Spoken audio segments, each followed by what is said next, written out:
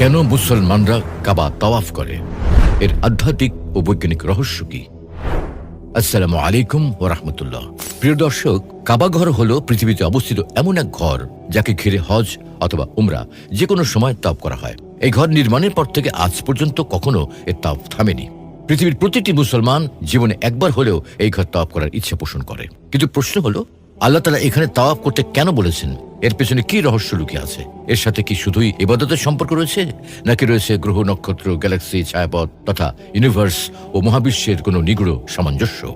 আজকে আমরা এই নিয়ে কোরআন, সুন্নাহ ও অ্যাস্ট্রোফিজিক্সের আলোকে তাওয়াফের বাহ্যিক কারণ এবং মহাজাগতিক কারণ নিয়ে বিস্তারিত আলোচনা করব ইনশাআল্লাহ। তাওয়াফের পরিচয়। সুপ্রিয় দর্শক, তাওয়াফ মানে প্রদক্ষিণ বা চক্কর দেওয়া।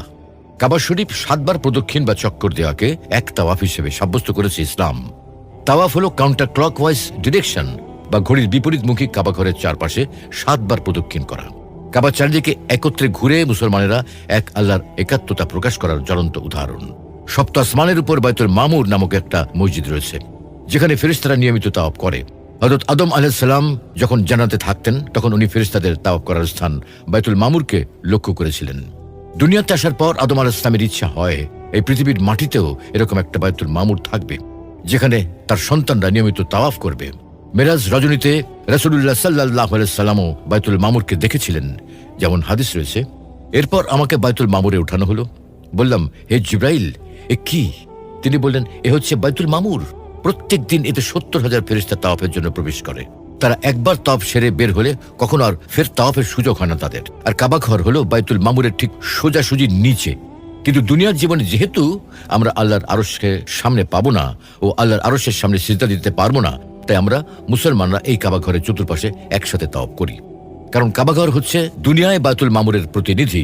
ফেরেশতাদের মূল ইবাদতের ক্ষেত্র যেমন বাইতুল মামুর, ঠিক তেমনি আমাদের জন্য কাবা ঘর।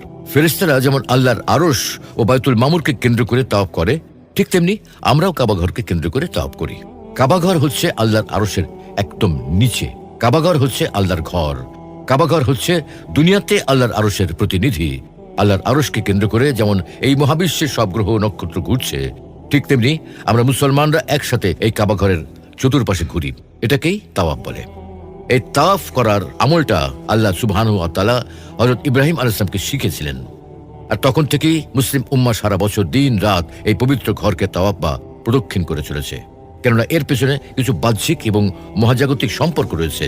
বাহ্যিক সম্পর্কগুলোর মধ্যে উল্লেখযোগ্য হল, সর্বপ্রথম নির্মিত আল্লাহর ঘর। কাবা ঘর হল পৃথিবীতে নির্মিত আল্লাহ তাআলার সর্বপ্রথম ঘর, যাকে কেন্দ্র করে ইবাদত করার জন্য স্বয়ং আল্লাহ তাআলা মানুষকে নির্দেশ দিয়েছেন। যেমন ইরশাদ হচ্ছে, إن أول بيت وضع للناس للذي ببكة مباركا وهدى للعالمين। নিঃসন্দেহে মানুষের ইবাদতের জন্য সর্বপ্রথম যে ঘর তৈরি করা হয়েছে সেটা হচ্ছে মক্কায় অবস্থিত এই ঘর। আর এটা সারা বিশ্বের মানুষের জন্য হেদায়েত ও বরকতময়। 2 হলো পৃথিবীর নাভিস্থলে অবস্থান। পৃথিবীর নাভিস্থলে অবস্থিত লাটিমের মতো ঘূর্ণায়মান হচ্ছে পবিত্র কাবা শরীফ। এটি তার একাত্মবাদের প্রতীক। এই কারণেই আল্লাহ তাআলা বান্দাকে নির্দেশ দিচ্ছেন, ثم ليقضوا تفثهم وليوفوا نذورهم وليطوفوا بالبيت العتيق।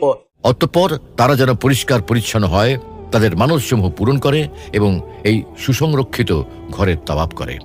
এই আয়াতে আল্লাহর ইবাদতের জন্য তৈরি করা সবচেয়ে পুরাতন ঘর তথা প্রথম ঘর কাবা শরীফকে বোঝানো হয়েছে। কেননা ইবাদতের জন্য নির্মিত পৃথিবীর সর্বপ্রথম ঘরই এটি। আর 3 হলো দেহ ঘড়ি ও সৌরজগতের সাথে সম্পর্ক।